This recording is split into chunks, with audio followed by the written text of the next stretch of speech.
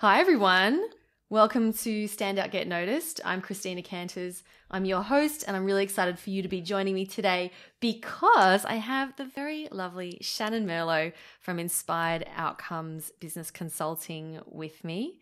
And today we are talking about how to take responsibility for your own stuff, I'm going to call it. Essentially, yeah. Yeah. Shannon has a little cat. We're at her apartment and you may see her jumping up on us potentially. So just giving you pre-warning. She's the oldest, neediest, most pathetic old cat that ever lived, I think. So she's sleeping at the moment, but hopefully she'll stay that way. Yeah. How old is she? 19. She's 2 kilos. Oh, teeny she's tiny. tiny. She's teeny gorgeous. tiny. Hopefully she does make an appearance. We'll see. Anyway, Shannon, really excited to have you here and talking about mindset because that is one of my favorite things to talk about. Love it. No, I'm really excited to be here. And mindset's the foundation of everything that we do in business and I think in life. So really passionate to be here and sharing this with you as well. Yeah. Yeah. And, you know, we have a very interesting story of how we met. We do. Do you want to share how we met? Yeah, I'd love to. I met Christina at a Toastmasters contest. So for those who may not be familiar, Toastmasters is an organisation where you can learn to public speaking. You can learn public speaking and become a better public speaker. And we were at a contest and Christina had this really awesome energy and vibe about her. And I was thinking, she's a really cool chick. I would like to be her friend. Anyway, we left the competition and we didn't really speak. No, not at all. And then that next week, I went into a local cafe, and Christina was sitting there just working. And I was like, no way, that's the chick from the Toastmasters contest. So I sort of, went up to her and said, hi, remember me? And we've sort of pretty much been good mates since because we happen to live right around the corner from each other. And you introduced me to fresh networking, which has been super wonderful and I've really enjoyed it. So yeah. Passionate about fresh. I love that. And now we get to do a podcast together. Which is even more exciting. Yes. So tell me, Shannon, firstly, so when we were talking about what topic we would discuss on the podcast, I mentioned to you, something around mindset would be fantastic because I know this is something you work with your clients on a lot. And something specific to mindset was you mentioned taking responsibility. So can we dive in? Can you share with us what do you mean by taking responsibility? Yeah. So in life and in business, so I mean it's all one and the same essentially, but in the context of business and life, we can either be a victim of our circumstances or we can take responsibility and be empowered to make choices to change our reality. And that is what taking 100% responsibility is about. It's about making choices based on the fact that we own our reality, we own what's going on, positive or negative, and then we make choices based on that, as opposed to when you're a victim, it's everyone else's fault that there's a problem. It's everyone else's fault that this is what reality is. And then we're waiting for everyone else to change. But as business owners, we don't have time to wait for everyone else to change, and we don't have time for market conditions to change or our team members to change. We have to make the decision to change to be able to move things forward more quickly. So you're saying that if I make a proposal to someone and they say, no, I don't want to work with you, then I need to take responsibility for that? Like, isn't that their problem? Well, no, because you didn't get the sale. Right. So I'm trying to think of some examples as to like, what is, let's say someone drives into the back of my car. Right. And this is a really cool example of taking 100% responsibility. And this actually comes from Grant Cardone, who is a sales mentor and coach. And he uses the example of a car accident. And he says, if someone runs up the back of your car, you are 100% responsible. And a lot of people flinch at this because they're like, no, but they ran into me. But if you take 100% responsibility, then it's that you made choices to leave the house at a certain time and you made a choice to take a certain route to get to where you were. You made certain choices to be in the lane that you were in.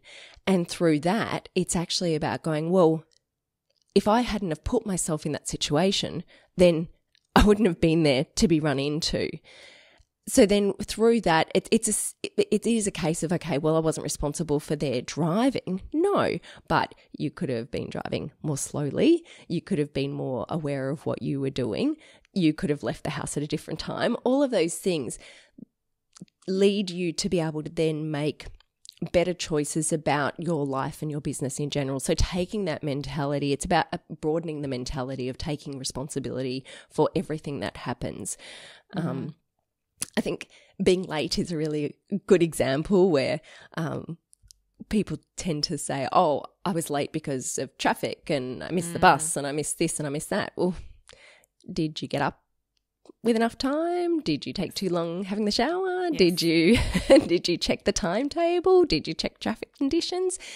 All of that then empowers you to say, well, I'm actually not a victim of the traffic circumstances, because if I had have actually planned it a little bit better, I would have been well ahead of time.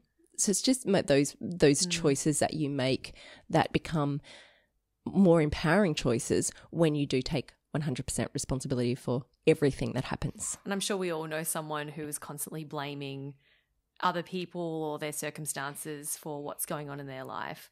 You know, like, oh, you know, my colleague never listens to me, or, you know, so-and-so doesn't support me, which is why I can't get this idea across the line. Or, you know, market conditions are bad, which is why, you know, we can't sell our house.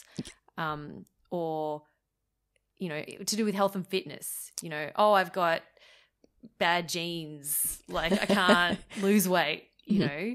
So I'm sure we all know someone who is doing something who can be constantly like that. Yeah. One of the classic examples that I see often when I'm working with business owners who have team members is the outsourcing of responsibility when team members are not performing in the way that they want them to do so. And this is a really important takeout for people who are working with other team members. It's really very much about saying, well, what am I doing as a leader that means that this person is not on the right path? What am I doing as a leader in terms of my communication, in terms of my management, in terms of my leadership, in terms of the time and energy that I'm putting into supporting my team to get the outcomes that I want? And if they're not performing, what are you doing as the leader in your business? That means that they're not getting the right. Totally. Yeah. So that's where it's much more tangible when you're talking about working with other people, and especially when you have the responsibility of being a business owner. The buck stops with you. You can outsource responsibility to your team as much as you like, but at the end of the day, they're not the one who's going to have the bank calling for the loan. Yeah.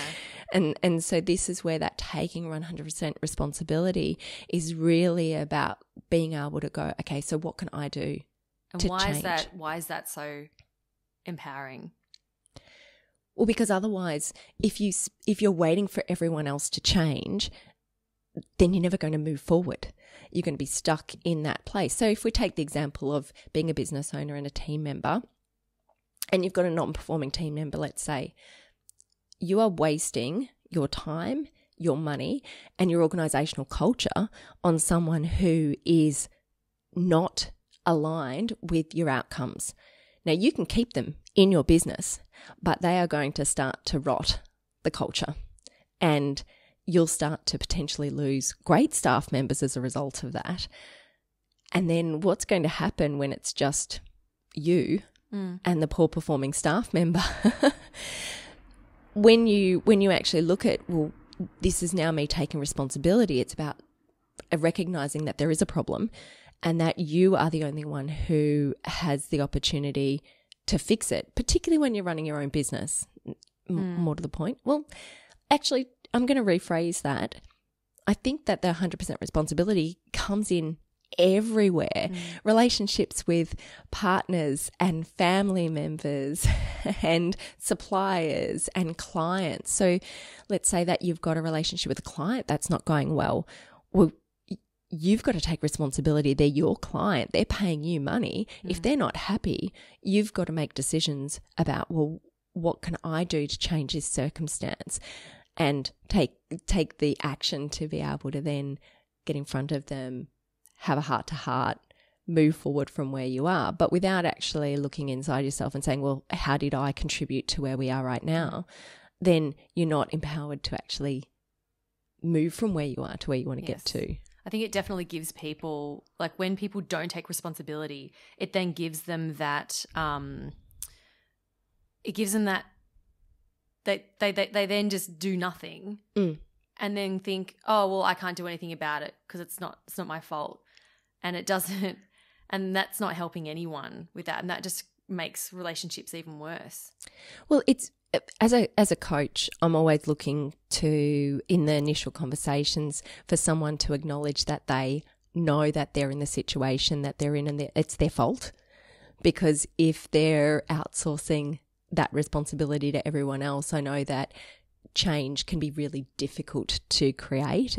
It's the basic premise of coaching is being able to say, well, here's where I am and I know that it's my problem. So I know that I need to take action and make decisions to fix the problem. But if the problem is I'm not the problem at all, everyone else has the issues, so you need to come in and you need to change this team member and get that person doing this and get that person doing this, and the business owner is not on their own bus, well then I can't do anything. So it is very much about that, being able to recognize that where you are and where you want to get to. Yeah. It's a clear indication of a dysfunctional relationship and this is any type of relationship, you know, when people are saying, oh, it's not me, it's them. Yeah. Like they're the one. It's like, hello, it takes two to tango. Like I had a fight with my mum the other week and we were both having a conversation and she was suggesting that I do something and I didn't really want to do it, and we were going back and forth until finally I snapped, and I'll admit that I snapped at her. She got upset. She went to her room and didn't come out, and I could tell that she was upset. And if I had played victim mentality, I would have said, well, that's her problem. Like she shouldn't have said that. She shouldn't have been this way. I did everything I can.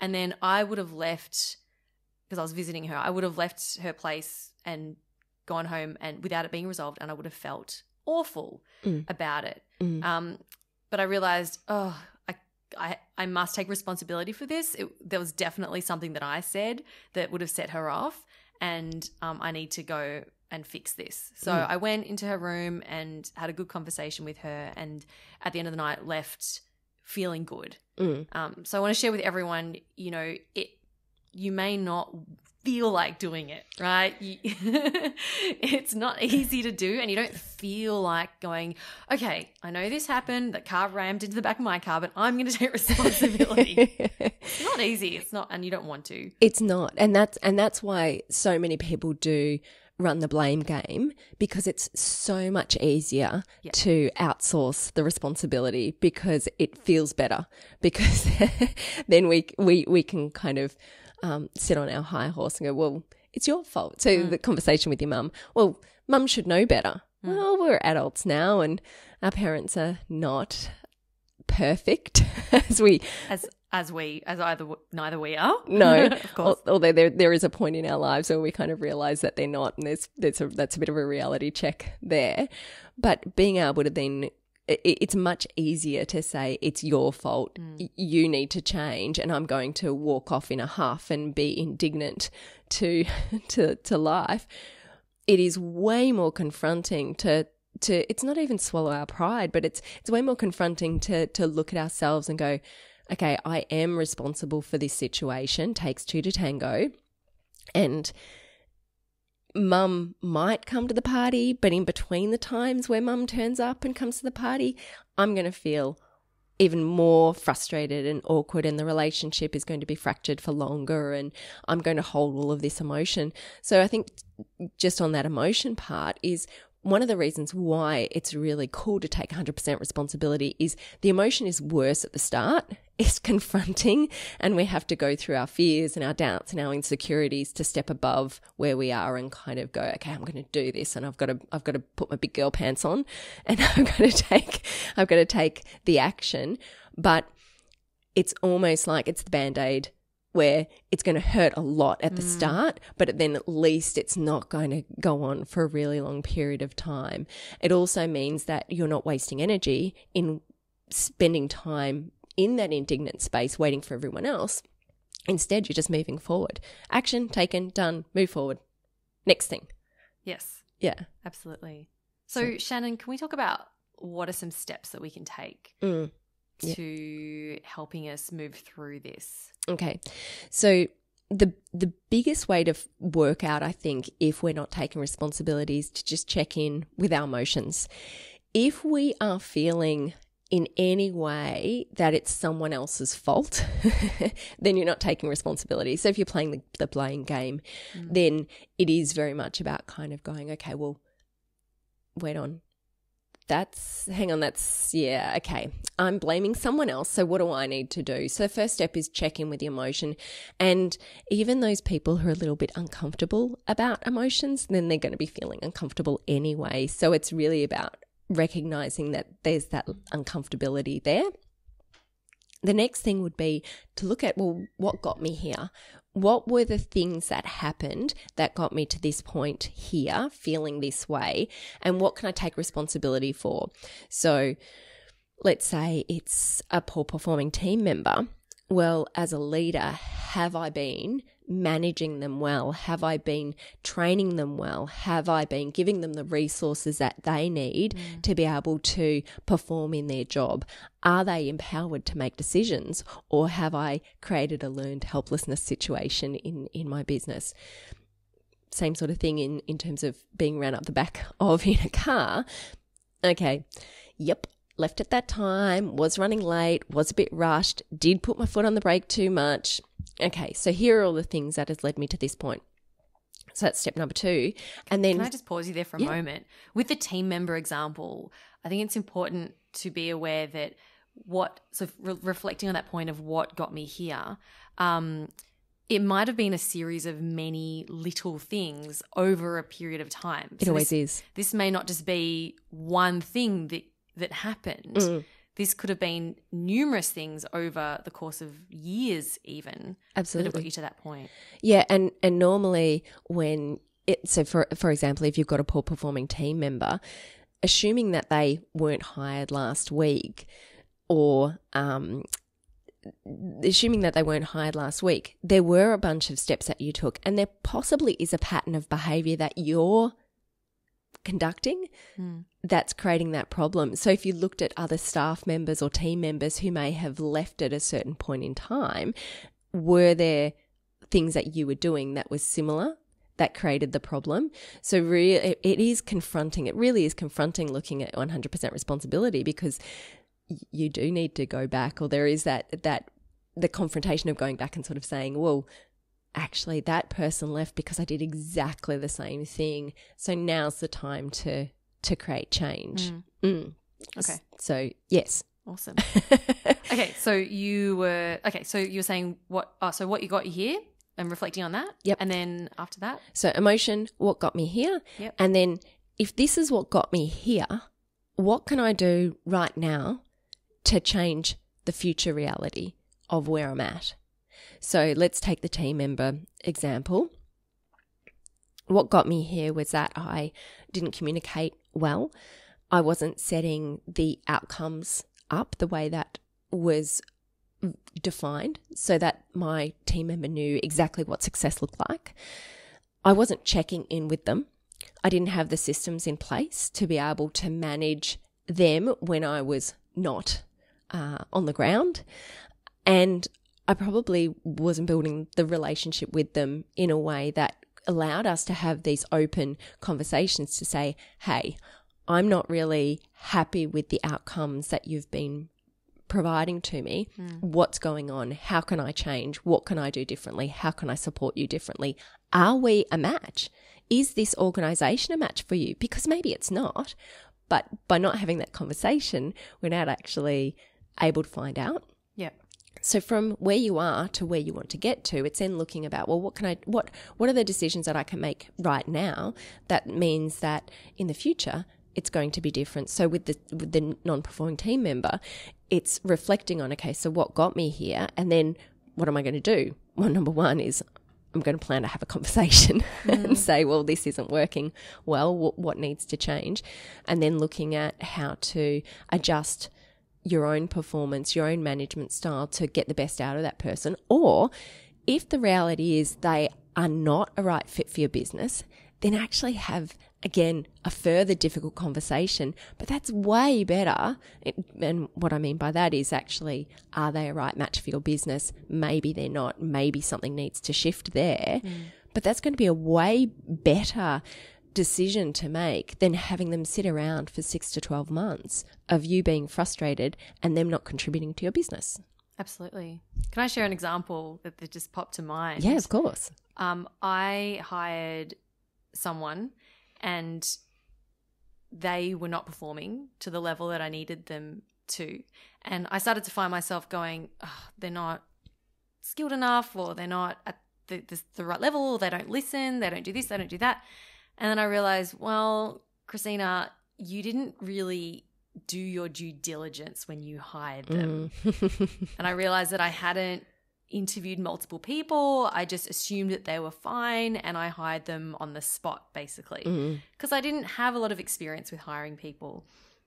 So when I told them that I would no longer be needing their help, and I went about hiring a new person, I met someone who was great straight away, and I was like, no, I'm going to interview at least 7 other people before I make a decision. Yeah. So I put out an ad and for the position, and I interviewed another 7 people, and that then told me that this person was still the best fit for the job, and I've since hired him. His name's William, and he's fantastic. But yeah, I guess I went from blaming the team member to then going, well, blaming them is not going to help my situation. It's not going to help my business. I need to make sure that this never happens again. Yeah, well, I mean, you could have spent all your time blaming the other person, but they'd still be in your business and you wouldn't have William helping you out and getting stuff done. You'd be stuck. You'd be stuck back where you were. Yeah. So, I mean, feel free to go ahead and blame everyone else, but it just means you get to stay exactly where you are, which is, if that's where you want to be, thumbs up to you. But it's probably not what a business owner or anyone who wants to progress in their careers needs to focus on. Do you think people are afraid of what taking responsibility will bring? Oh, for sure. For sure. Because when it's really confronting to take 100% responsibility, because you've got to look inside of yourself and be prepared to go to the place that no one wants to go to voluntarily and say, I suck. I stuffed up. I'm not, all of my fears and doubts and insecurities, which everyone lives with, you have to look at those in the face and go, yeah, my fears and doubts about me being a great leader are right in front of me, and I've got to admit that maybe I'm not the great leader that I thought I was. That's not a comfortable thing to do, to say I'm not a great driver, to say that my reality right now, if I'm not happy with my reality right now, and to be able to then say, that is my fault, is awful. It's not a fun place to be. But the reason why you would go there is to get out of there. Because if you're looking for everyone else to help you move from where you are to where you want to get to, you're never going to get there. Now, that's not to say that you don't employ help to get you there and to help move you forward and to help challenge that status quo of the way that you think. But it's actually about being prepared to confront that fear and doubt and insecurity and go, okay, I didn't do so good. I'm going to do it better next time. And next time is now. So right now, how am I going to do it better? Yeah. Yeah. And it also means work. No one wants to do that. I know, no one wants to do more work. It's like, oh, no, I have to do like more stuff but totally worth it. Yeah. Totally worth it. And I can talk from experience. When you do take responsibility for things in your life, I can hear the cat meowing. She's coming up to say hello. She is. When you do take responsibility, you feel good, and you feel good about the outcome because you're making that headway, and you build that confidence in yourself and the trust in yourself because you start going, oh, I can do this stuff and I can make changes. And when bad things happen, or, bad, mediocre, any sort of good things happen, I have the ability to change it for the better. Well, I think you mentioned earlier about market conditions, and that's a really good one as well. I'm hearing a little bit on the grapevine that people are finding business a little bit tougher at the moment, and we can either sit waiting for conditions to change, or we can zig when everyone's zagging. We can look at where the opportunities are and create product and innovate, and we can think differently, and we can look at new markets, and we can look at new product development. But we would only do that if we were taking 100% responsibility for the fact that we're not where we want to be, and then make a decision to do that. That's where businesses do fail, is when they're not actually going, okay, there's a problem. How do I fix it?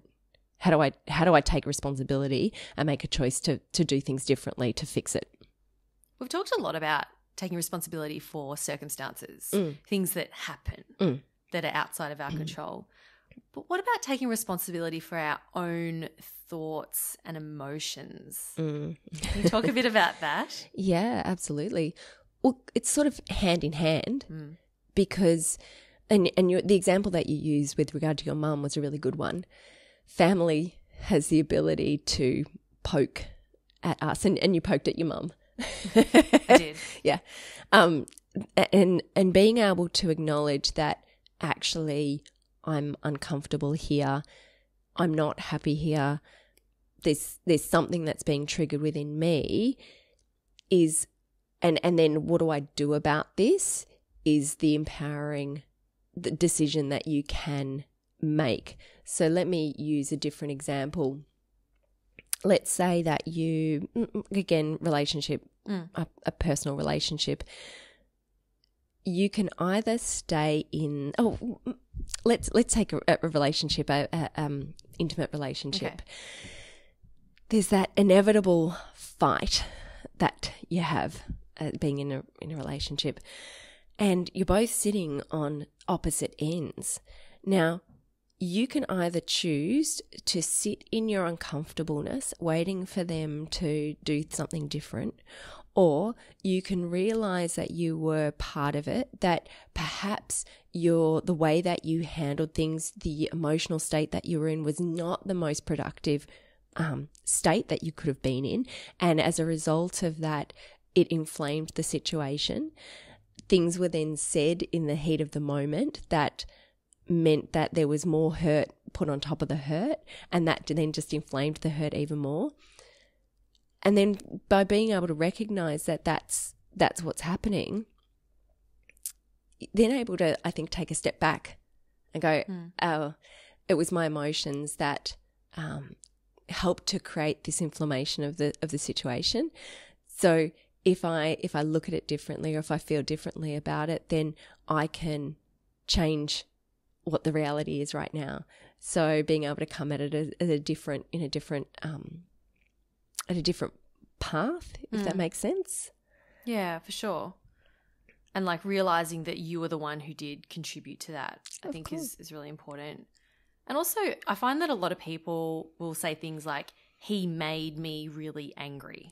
Ah, I love that one. Or she made, or you're making me anxious, right? And to me, that's another example of, hang on a second, you're saying that other person is responsible for your anger or for your anxiety, when in reality, you created the anger and the anxiety. It's really funny. I've had recent conversations where the other person has sort of said, I'm sorry I made you feel that way. And my response is, no, you're not responsible in any way, shape or form for my feelings. That's a really, they're sort of like, huh? Because then no one is responsible for my feelings. My feelings are my own. They're responsible for what they did. They're responsible for the way that they communicated. They're responsible for, or the way they didn't communicate or what they didn't do. Yes. They're responsible for that, and they can certainly apologise for that. But they are in no way responsible for my feelings. No one, because I get to choose how I feel. I get to choose whether I react in a certain way. And that's about taking 100% responsibility. So in a circumstance, I get to choose exactly how I feel. Now, the natural process is that I might, let's say a car accident, I might want to be aggressive and or sad or think of other upset, frustrated. Thank you. Give me some negative emotions. But that's a choice, because I then get to choose, well, I can accept reality. I can say, that was annoying. Yes, there's going to be things I need to deal with. Yes, it's a little bit frustrating. And yes, there's going to be implications, but oh well, can't change it. That's reality.